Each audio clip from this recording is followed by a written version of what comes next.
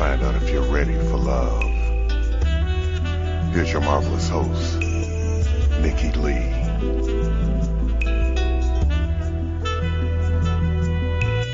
Hello, and welcome to Ready for Love Radio. This is your host and love coach, Nikki Lee. What is your style? Do you have a dress to the nines style? Do you have a casual, comfy style?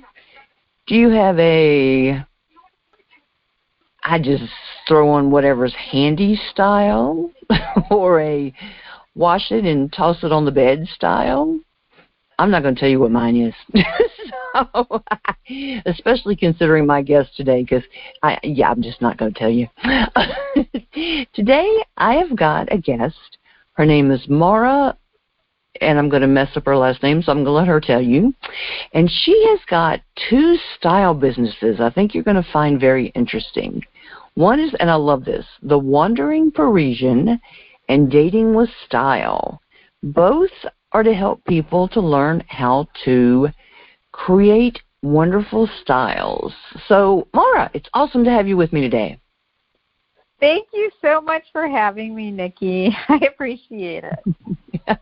You know, can't wait to have fun with you. I can dress to the nines, and I have gorgeous clothes that I love to just go all out, you know, and I found a great place that has, I'm actually 6'1", so finding clothes that are actually long enough for me is a little complicated sometimes. But yeah, I like doing the whole dressing up really nice and all this kind of stuff. But normally I just want comfortable and still looking nice too. So, you know, that can be a little tricky sometimes. Yeah. But I love the Wandering Parisian. I love that title. That's so cool. You know, I think we all kind of struggle sometimes because, you know, well, I know like when I shop, I love hitting consignment shops because you never know what you're going to find. But then I'll find something I love, but then it's never my size. Of course, then you can't just go down the rack and find another because it's a consignment shop. Okay. But I did find a great shop. It actually used to just be on eBay, but now they've got a whole full-blown shop and all this, but their prices went like through the roof. But it's so cool when you can find things that you love that are comfortable that also look good. But then we have the problem of we may think it looks good, but does it really look good? How do we fix that problem?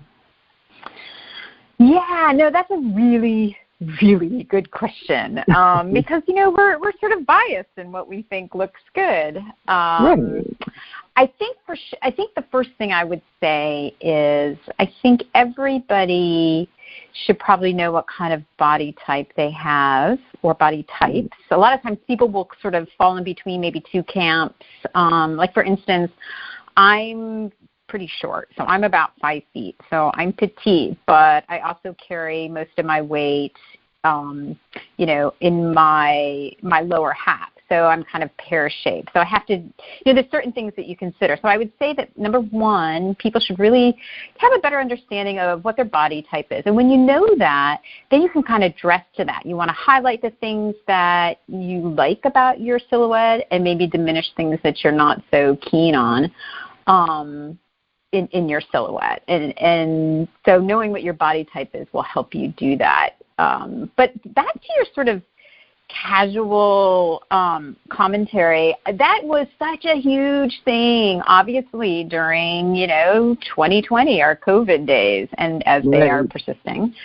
You know, and a lot of designers have taken up that understanding of what people are needing and really integrated that into the fashions that we saw this summer and the fashions that we're seeing this fall. So awesome.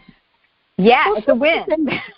So many things you see don't look comfortable. And it's like you should be able to, and I mean, I find this in a lot of stuff that I wear, that I do find things that I like how they look, and they are comfortable. And a lot of that comes from the fabric they're made out of. I mean, I've got stuff that is made out of a fabric that is the softest, most wonderful feel next to your skin I have ever felt. Oh, my goodness. And it hangs real nice, too. So then when you move, it moves real nice with you, too, which is a win-win-win as far as I'm concerned. So I love that.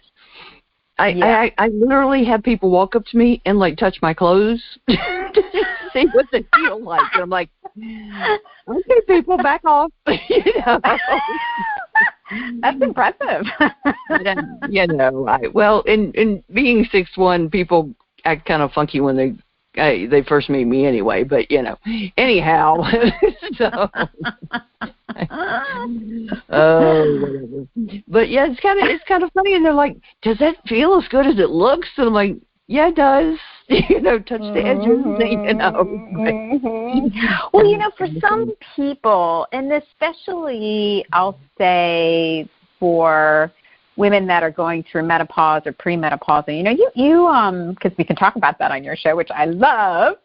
You kind of have your hot flashes, right? And so the material of the clothes that you wear does become important, And so one thing that I do ask my clients when I'm kind of interviewing them and doing sort of this intake is, do you run hot or cold? And it sounds strange, but I do that so we can more accurately create a wardrobe that is very comfortable, like you're talking about, fabrics that breathe and aren't, the man-made fabrics that are a little bit more natural. So it does matter, sure. Well, that's a good point, because I don't think people think about that sometimes. And, especially if you're going to be wearing something all day, it needs to breathe. Yeah. Oh, yeah. If you're going to wear it to work, you're going to need it to be comfortable. If you're going to be in and out of different places and that kind of thing, you don't know if it's going to be hot or if it's going to be cooler or what it's going to be. So, there are very few situations where you don't need it to be breathable. I guess that's the right way to say that. Breathable, yes. yeah. I hadn't thought about it like that, but that's that's a good point. Actually, I like that. That is a very good point. But interesting. So give us a little bit about how Wandering Parisian came about. I love how quickly this all kind of came together and how the inspiration came about.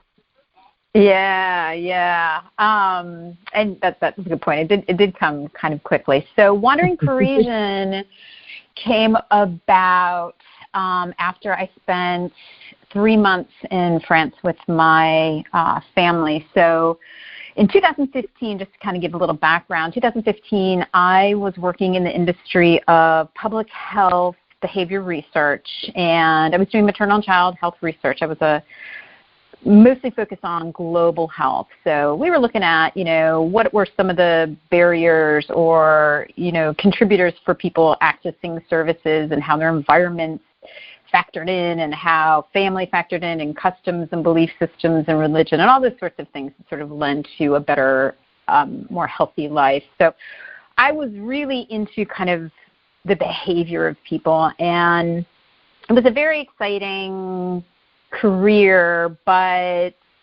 it sort of reached its peak, and I was a little burned out. And so at the time, my then husband had suggested, hey, I have an opportunity to go to France with my job. What do you think? Would you want to come with me? Do you want to just quit your job and come? And of course, I'm, twist my arm. Sure, why not? Oh yeah, that was a tough choice. I know, right? So we went, and it was one of those things. Again, I was at that transition period in my career, and I knew I wasn't happy. I needed something different, and I was just enjoying what France had to offer and how people dressed, and the whole lifestyle really. But I was noticing how men and women dressed and how easy they made it look, and but but didn't go overboard. You know, they cared about what they looked like, but not to an excess. And it just seemed very easy how they put their outfits together and made them look, you know, cohesive and put together. So I immediately thought, you know, that's something that that really interests me. You know, I'm a creative person. You know, I always thought that I would go into some kind of art field, but I ended up going into public health and global development. And so I almost felt like, you know what, maybe I should get back to my roots of being more creative and artsy and maybe, you know, doing styling. And so when I got back to the U.S., I took classes. I became certified as a stylist, and I started Wandering Parisian. And the idea is that in Paris, you know, sort of the mecca of style, you know, if you're wandering the globe, you can really have that style anywhere. So, so that's how it kind of came about. Interesting. Well, and it's interesting to know that Parisians are stylish and don't go to great lengths to do it. Mm-hmm. You know, because, I mean, you just, I mean, when you think of France and Paris, and, I mean, you just think style and beauty and all this kind of thing, you know, and exotic and whatever. And I wouldn't have thought easy beauty styling, you know, that wouldn't have come to mind until I read your stuff. I'm like, really? Huh. Okay, can I rethink that? So, you know, that was kind of a change of mindset when I was looking through your notes, and I'm like, well, who knew? You know? Yeah. You know, for the guys, I really found that they were much more likely to kind of take risks with colors, which you don't see a whole lot. You know, most men will wear some variety of blue or black. Right. Sometimes you'll see a little bit of purple, sometimes a little bit of pink, but overall, and of course brown. But, you know, people don't really veer too far away from the safe colors. And I think there, you know, you would see men in like sort of burnt orange pants and, you know, a shirt that you know, exactly. You're like, oh. But, you know, they made it work in a way that was effortless looking, you know, that it was just part of the palette of what was in their closet, and it went with certain things, and they knew how to wear it. That was the other piece. And for women, I would say, you know, they really knew, well, I mean, this isn't too shocking, but, you know, they know how to wear scarves, you know, they know how to accessorize, and they know how to, you know, put things together in a very sort of elegant and easy way. And like I said, it just didn't seem that difficult, but I don't know, it didn't, for here, and I live in D.C., so a lot of the people here, you know, we have a very robust, professional, you know, a lot of times government contracting workforce that, you know, styling is really not their number one priority. You know, they all went to wonderful schools, but, you know. Well, that was political. Thank you, Nikki. I try. I would say you're right on target with that. So, very diplomatic of you. Well, I was part of that world, you know. It's very conservative. So yeah. Yeah, that's one way to put that. Yeah, style's not the main focus. Oh my, great. Yeah. Wow. I've got about 80 things running through my head I want to say, but I'm going to keep it myself. I work really hard not to make political comments on here. So, yes, yeah, ma'am. Yes, ma'am. Especially after some of the hideous masks I've seen people wear. Okay. Yep. Things I want to say. Okay. Now you've got you've got two businesses. One is the Wandering Parisian, where you're a wardrobe stylist that works with men and women to create style that fits their lifestyle. And then you've got Dating with Style that helps professional men and women to get back into the dating scene and create updated go-to outfits that gets them a first and a second date. I like that. It's not a lot of work to go through to get a first date when you're dating. And, you really want to get a second one. Well, okay. There are times you don't want a second date, but there are times when you do. Just saying. Being diplomatic again. Yeah. Being diplomatic again. Okay. Yeah. And I like one of your notes about dating while being older. How about dating while being mature? Mature, exactly. Well, I throw my hat in that ring because, I started dating with style based on my own experience. So, right. Wandering Parisian, just to kind of parcel out the two. So Wandering Parisian came about and is sort of looking towards targeting folks that are, in their professional world. So they may need some help, having a closet really reflects how they want to present themselves at work, or, maybe transitioning from work to, mommyhood or whatever. Some of my clients are moms that, have had babies. They're going to work. They're still breastfeeding. Not a lot is fitting them in the closet because they're in that kind of funky space. They don't, they're not ready to buy a whole bunch of clothes, but nothing is really kind of working. And so I work with them too. So it really kind of goes the gamut of, what people's styling needs are. But Dating with Style was really designed based on my own experience.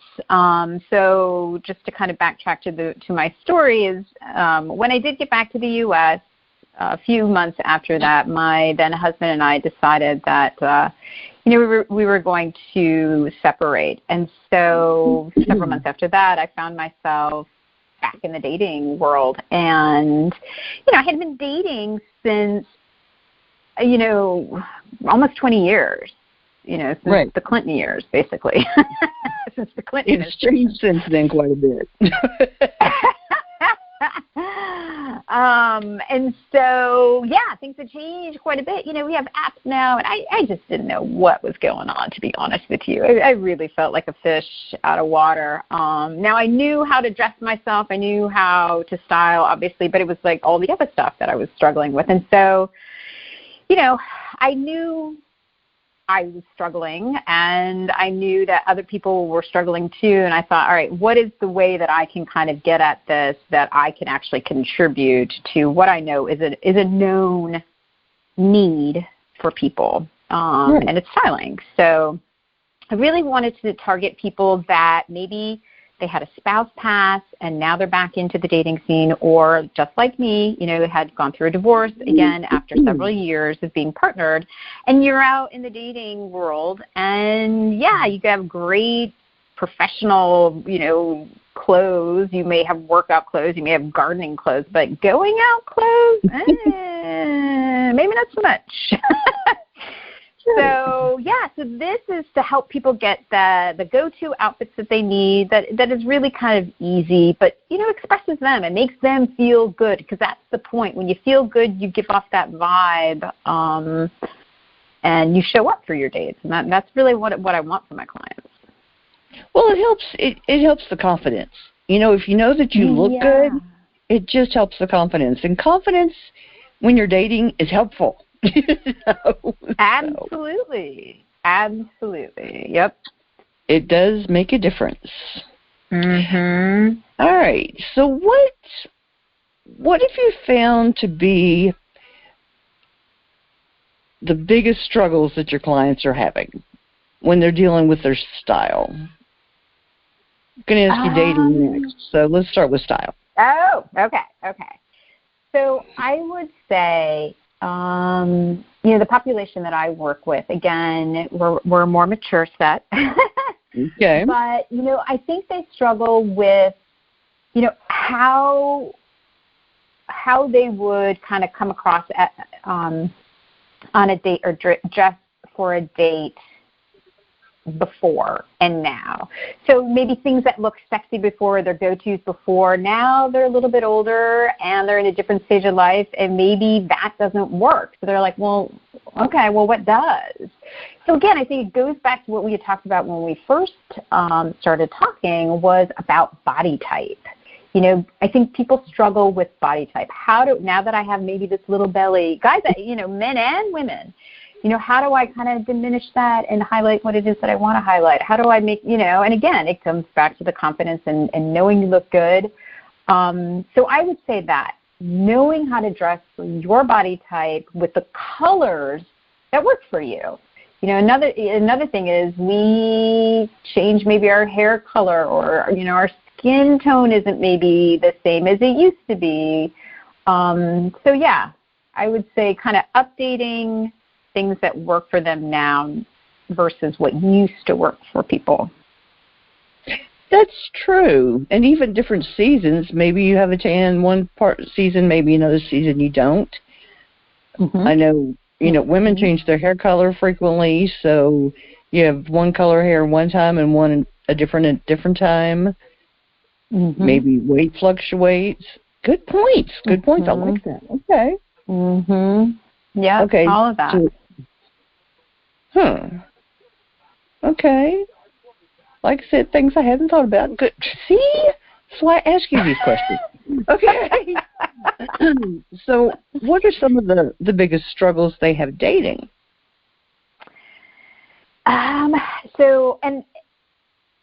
I have interviewed both men and women just so to better understand what their struggles are. So for guys, I found that,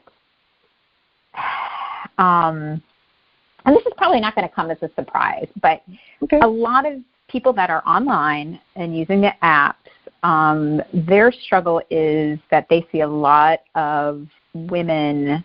And again, these are guys that are looking for women. This could be men looking for men too, but that women use a lot of filters, and then they show up and they don't really look like their photos. I mean, I cannot tell you how many times guys have told me that. It's very consistent. And I think what's happening is, again, women are older, they want to look younger, they want to look more attractive, which I totally get. Shoot, I want to. Right. But, they put out on their profiles these filters, and at some point, the jig is going to be up because you're going to have to meet in person. So, it just seems a little disingenuous, I would say, to do that. But that's what guys are telling me. And women tell me that their biggest struggle for dating is dating guys that are ready for an actual partnership and that just don't want casual hookup. So even guys that say they want a long-term or a relationship may not be ready for it, And I think there's sort of a maturity element there. Right. So they may look good. The photos may look good and may show up looking relatively like their photos, but they're not at sort of the same level that maybe women are when they go out on dates and what they're looking for. So, right. Like, for instance, a guy may say, I want a relationship, but he wants a relationship just because he doesn't want to be lonely. He has no intention of, actually building something with somebody, being vulnerable, all these things, and dealing with maybe some of the past things that they probably should have dealt with before going on dating. Yeah. Wouldn't that be unique? Yeah. Yeah. So, yeah. Okay. The thing with using all the filters so that you look so spectacular, but the problem is then when you actually go on a date with them, you want them to recognize you so that you can have a date with them. Because if you look so different from your picture, you're never going to hook up with them because they're never going to find you for the date because you don't look like your picture. Just a thought, Yeah. It's like, no, it's me, really. But you don't look like her. No. So. Well, and I was actually thinking about this. It's like, if you have the profile pictures that you really want to have are really of you and you in the best light. And again, and I don't mean that in a filtered way, but like, if you know what looks good on you and you have a photo that captures you in that outfit or you in that outfit in the park or whatever the picture is. It's a nice picture of you. That is possible. I think people just don't think that, it's possible, or they don't put the effort into actually creating something that is possible, and filters just so much easier to do, Or they just snap lots and lots and lots of selfies, like randomly, and yeah, totally. Yeah, and that's not good either. No. I don't know. That's like people that post like 15 pictures of themselves every day on Facebook. It's like, do you really not have anything else to do? But I don't. Just not a selfie person, I guess. Okay. Now, very critical question for you here. If a person says, okay, I want to work on my style, I know it probably needs some work. I haven't really focused on this before, or not for a long time. Do they have to start from scratch if money is an issue? Or even if it's not an issue? Is this something you have to do from scratch?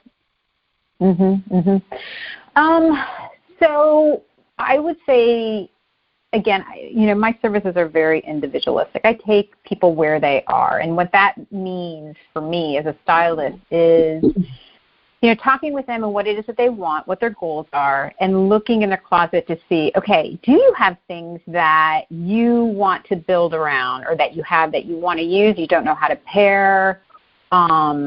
It's kind of those sorts of things that I start with. Where are we? Can we start in the closet? If the person basically says, look, for instance, I lost a bunch of weight, nothing in my closet fits, or nothing in my closet really reflects me, I want to start anew.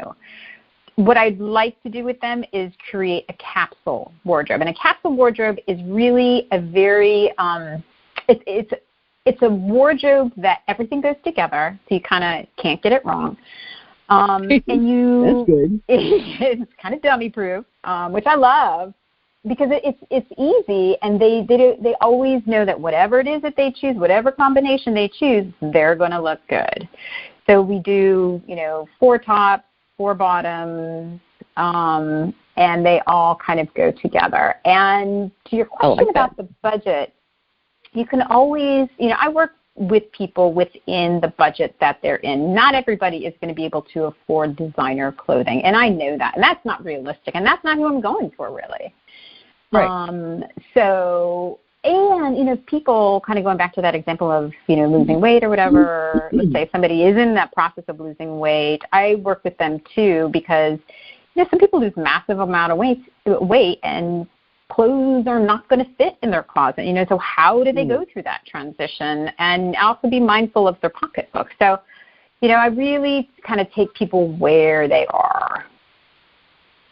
I went through that after my first surgery, and I lost 60 pounds, and then I lost another 40 after the next surgery, and I mean, nothing fit. And I mean, every time I put on a pair of pants and I went outside, I was basically holding my pants up everywhere I went, and it was really sad. And thank goodness a friend of mine has a consignment shop. Well, she did at the time, and she was going out of business. And so she says, "Okay, tell me what size you think you wear," and everything she had that size, she brought over to my house and put on my couch. And she says, "Go through everything." Whatever fits me. So through that process, were you able to did you know what your size was, or were you just like way off? How did that work for you? I was guessing. Okay. Well, that's why anything within about 3 sizes she brought me, and just see what fits, you know. Got it. Because when losing that much, I had no clue. Yep. And that's why I asked you the question, because, again, when people lose that kind of weight, you know, they really have no idea where they are in terms of size. Not at all. Yeah, well, I ended up losing 100 pounds, and so I had no idea. Wow. Yeah. Wow. So yeah, it was very hard to figure. I bet. But yeah, she that helped me immensely. And they would just come over and bring she just put it all in bags and bring it over in like the whole back seat of the car. Well, you had to start from scratch. I mean, nothing. And again, sort of that's what I'm saying. You know, people, if they're like, look, I have nothing in my closet that I can wear, it's like, all right, well, let's just start with the basics. And I help them with the basics. Yeah. Yep. Well, it was funny because there was a lot of stuff that I had taken over and put over there in consignment. So I ended up giving some of my stuff back. Oh, no way. That is hilarious. Yeah. I'd be like, hey, this was mine. You know? That is really funny. Yeah, but stuff I had years ago that I had taken over to her and donated, you know, and then I was like, hey, this is mine. It fits again. Yay! Yeah. That's like a mini reunion. I know. And I said, well, what happened to such and such? I sold that. I said, oh, well, crap. You know. But no, I mean, nothing was fitting. It was so funny. But wow. Yeah, that was. But it was great timing because, like I said, it was right as she was selling the shop. She was selling like a bag full of stuff for $1 to people. And so she says, well, why am I not just giving the stuff to you? I said, I don't know. You know. But yeah, it's interesting. So do you think that some people just need a little help? Maybe because a lot of times if you just kind of learn how to put things together, they may have what they need in their closet, but they just don't know how to put it together. Yeah. Do you think maybe that could help the struggle? Because sometimes I see people with things, like you see them multiple times, you know, and you see stuff and go, that would have looked good with what they had on the other day, you know, that kind of deal. Yeah. Sometimes they just need, like, okay, being as tall as I am, I do not wear vertical stripes. I don't need to look taller. You know? And when I was younger, I never wore horizontal stripes. No, did not need to look wider. You know. Right. So I mean, there's a lot of those kind of things that people just need to know to kind of accentuate or de-emphasize certain things about our build and our bodies. So what do you think about that kind of thing? Yeah, I mean, I think some people don't know all of the tricks for their body type. Maybe they do know some, like you had just mentioned, but you know, there's a whole sort of, you know, battery of things that they could learn. But I think, and you had said this a little bit earlier, was that, you know, what if people have things in their closet and they just don't know how to put them together? I can't tell you how many times people tell me that, you know, I have this beautiful jacket, or I have these beautiful boots. I had a client that said, I have these beautiful boots that I got in Italy, and I just can't figure out how to wear them.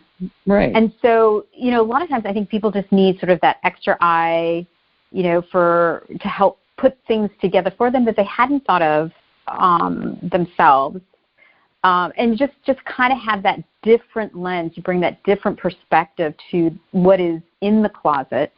Right. So, and then also I feel as though, you know, people, at least the people that I deal with, my clientele, are successful business people. So they have a really robust closet of professional wear. And how then do you take kind of that professional wear that's in the closet and transition that into something that I might wear on a date to a happy hour or to dinner. What are kind of some of those transition pieces? So I like doing that too, because again, you want to work with what they already really like, fits them well, ideally, and saves them a little bit of money and time if they just know how to transition that. So yeah, I do start there, and I really like using what's in the closet.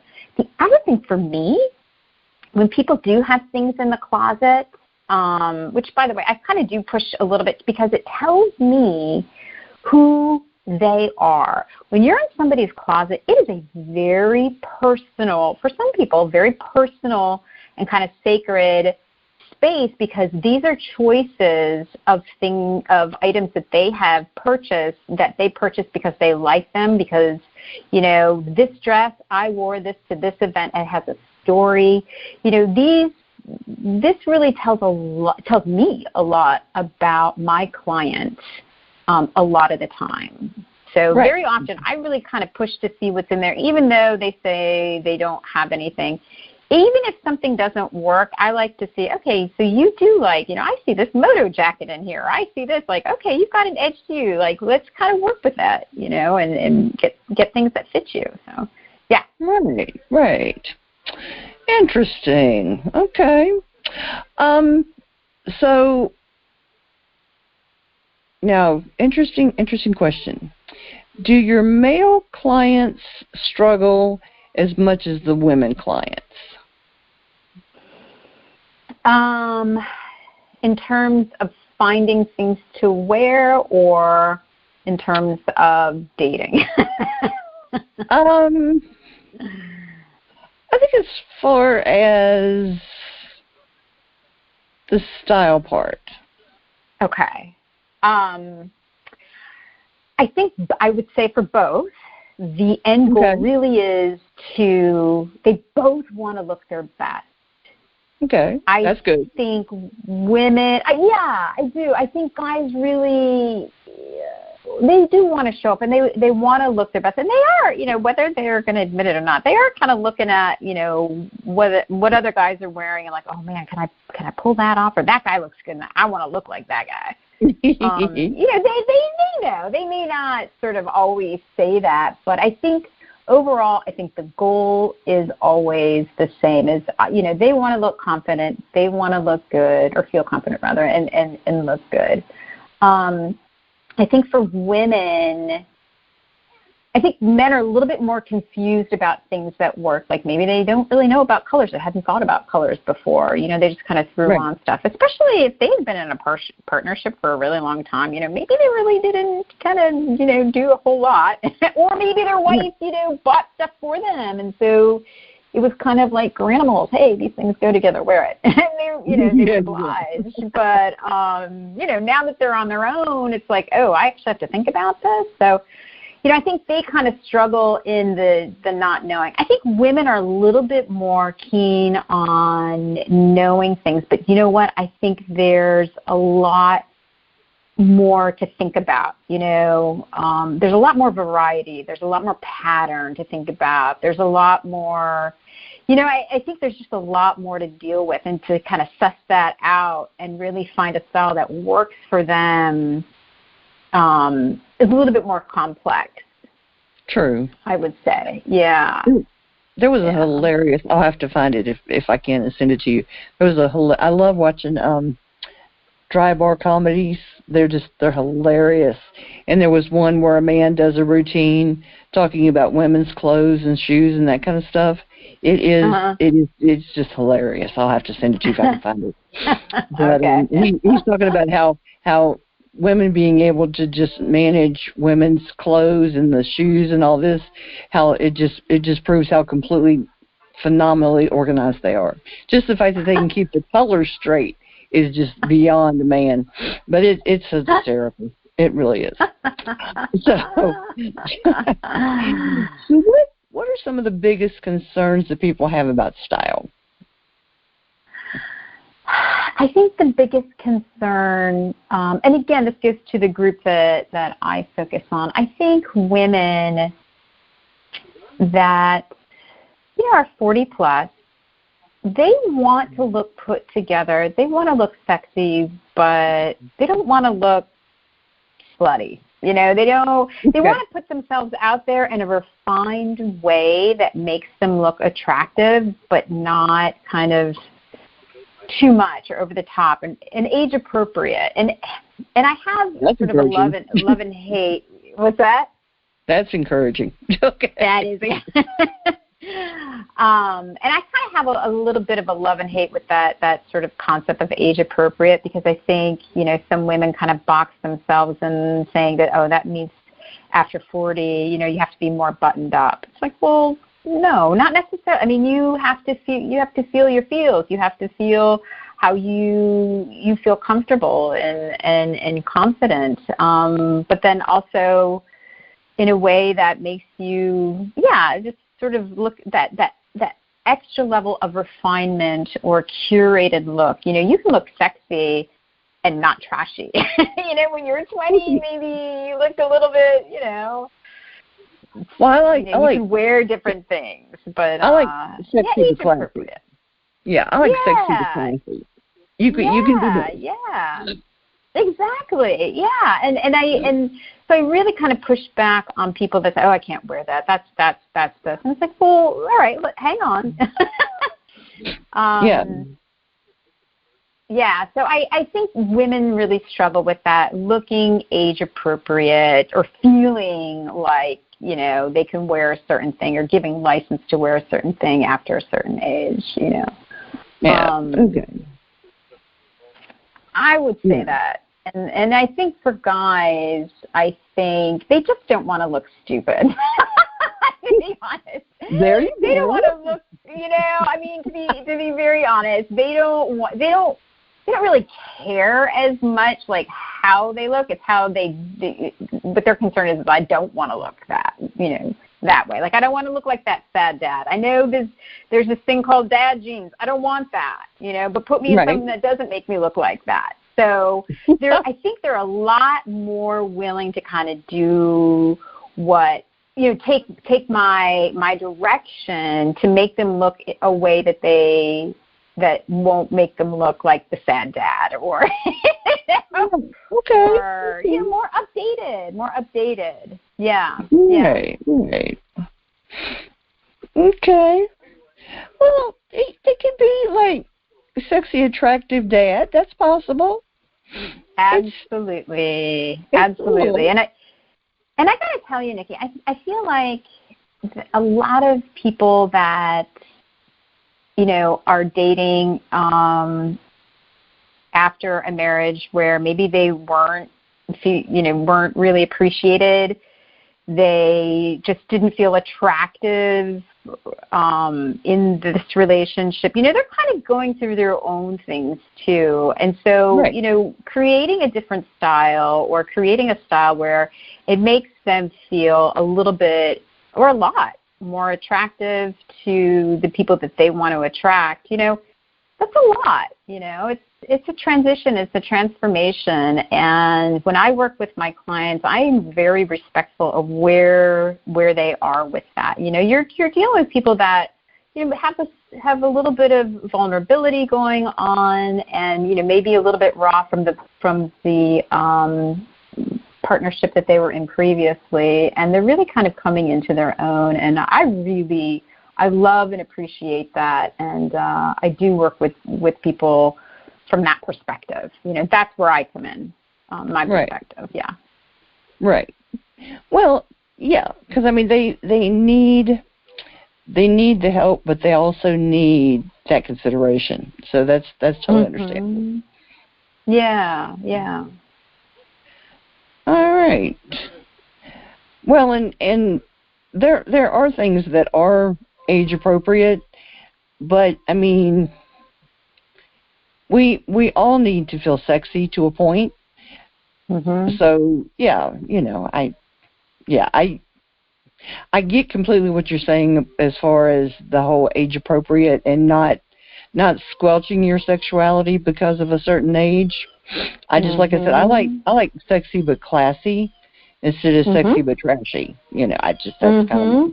Well, that's kind of my whole theme with the show is I'm all for making it sexy, but let's keep it classy, not trashy. So.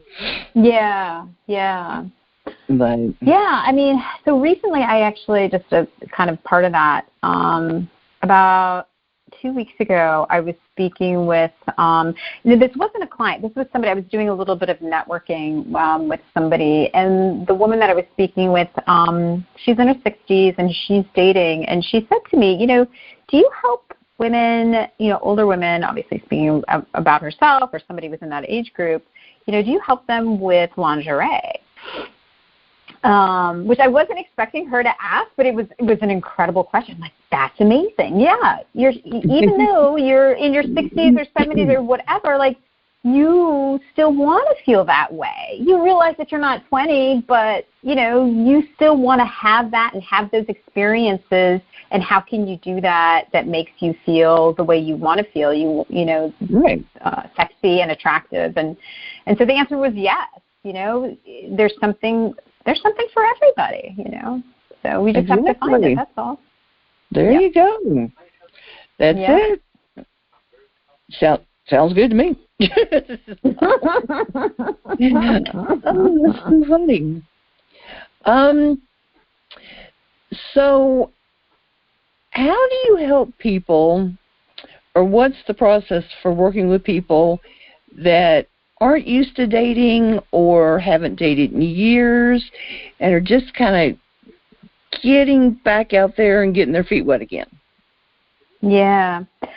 So my process for working with people is usually I kind of do an intake with them. I want to find out what their goals are. And I do like I should probably say this. So I do a free 15-minute conversation just to get to know them, again, their goals, and to tell them what I can offer them.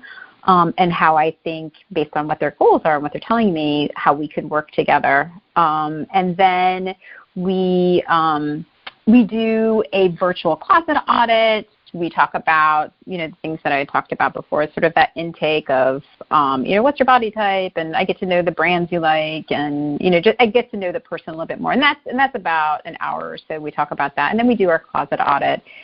I do personal shopping with them or for them, and then we do an outfit creation. Now, where they are in dating, this could be them kind of ramping up to want to date. So let's say they want to put together a profile on a dating app, but they want to look put together, and they want to have those pictures that really reflect them. So maybe even before dating. So, I work with people that are kind of in that phase, but then also in a phase where I've started dating, and you know what, I don't even want to think about putting together outfits. I'm too busy, I'm a busy executive, whatever. I just want to have like 10 to 15 go-to outfits, make it happen kind of thing. So just do it. And again, that's more of like a guy perspective. just make it happen. Make it happen. I like that. I remember those days. It was a long time ago. So it's, I do respect where people are on that spectrum of just getting their feet wet, starting that profile, maybe haven't started dating yet, but really want to get themselves in a position that when they do start dating, they feel confident. Or I work with people that are already dating and just, this is what my need is, let's see if we can't make that happen. So, yeah. Okay. All right. Well, and so many of these things they've got to be individualized because everybody is at a different point. They're starting at different points. They have different goals, so, very, very familiar with having to individualize what you do. I used to do a lot of book promotion work for people, and they're like, well, just cookie cutter. What is it? Blah, blah, blah. Give me the price for blah, blah, blah, blah. I was like, oh, things aren't cookie cutter. Everybody has a different need, and you got to tell me a little bit about what you need. Yeah. Yeah. Better to give me the other thing that I have found when working with my clients is they kind of have, they have sort of their things. Like a lot of them have kind of, I don't want to say tried and failed, but have tried and gotten frustrated and, just stopped trying or, like, right. God, I'm really busty and I just, it's so hard for me to find shirts, so I've been wearing the same 3 tops for the last, 8 months. Yeah. So everybody kind of has their journey, right? And it's really trying to work that out and helping them kind of get past that hump. Well, we each know what it is about our body that we're having a hard time finding clothes for, Yeah. So it's what is your style difficulty that you just can't find, I talk to people that they just walk in a store and they just reach on the shelf, on the rack and automatically find what they need with no problem. Like, you're just irritating. How do you do that? I've been shopping with people that it takes them like 5 minutes to find what they need and it fits, and it's like, what is it with you, But wow, can't imagine. That's why I can make my clothes faster than I can shop and find my clothes. So, wow, what must that be like? Can't imagine. I'd love to have that. Oh, that's so funny. I don't know. So do people ask you about your dating experiences? I can't imagine they don't ask you. They do. They do. Well, I feel like everybody feels like their struggle is isolated. Oh, I have a hard time because of this or that, or I can't find a decent, person that is whatever it is. And they just sort of feel like they're the only ones. And I'll sort of, I won't share my own things because I don't really like that per se, but I'm a very good listener and I do understand because, I am in the dating world. I have dated, at this age after a really long relationship, and just, I can definitely empathize with people of where they are, and I think that's what kind of makes me a little bit more unique than just a stylist off the street. That I do know what they are struggling with in the whole grand scheme of dating. It's an interesting combination. I like I said, I hadn't talked to somebody before that does the styling and the dating all together, but it's an interesting combination. Mhm. Mhm. It is. Well, I dated I've gone out on several dates with gentlemen that could have used some help. I was getting ready to ask you that. I was like, so you go on dates with people and go, man, I wish they'd called me first about styling. Well,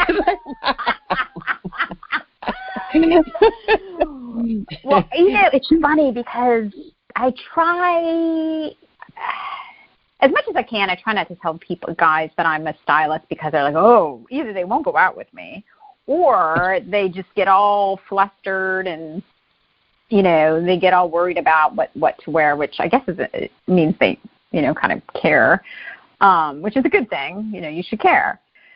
But, I don't expect people to show up in like the latest, whatever designer clothes. Like that's just not realistic. And I don't really want that either. But, yeah. And that's kind of why I knew that there was a need, in a lot of ways. I mean, this is primary data gathering. I did my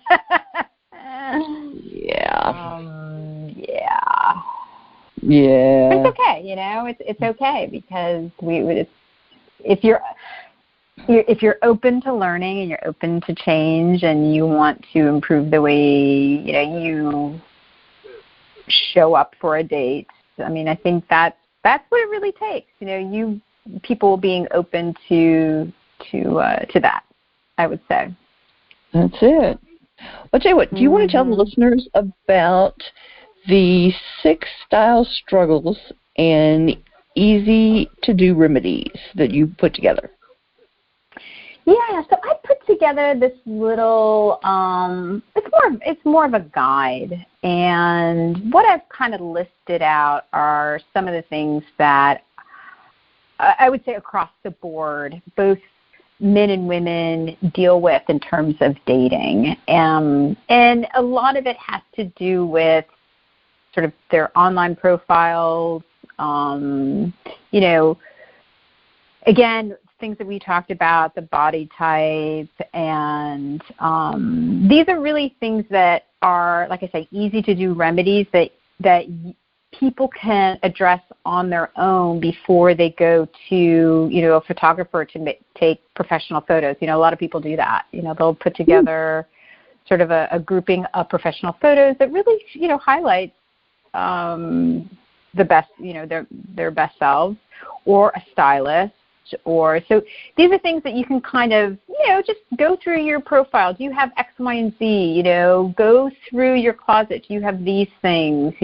That sort of thing before you go to professionals that can help you kind of take it to the next level, I would say. So, yeah. So it's a freebie that and the other thing is it helps people better understand where I'm coming from and my perspective on things. And so if you like the guide and you want to do a 15 free minute consultation after you read the guide, and you can kind of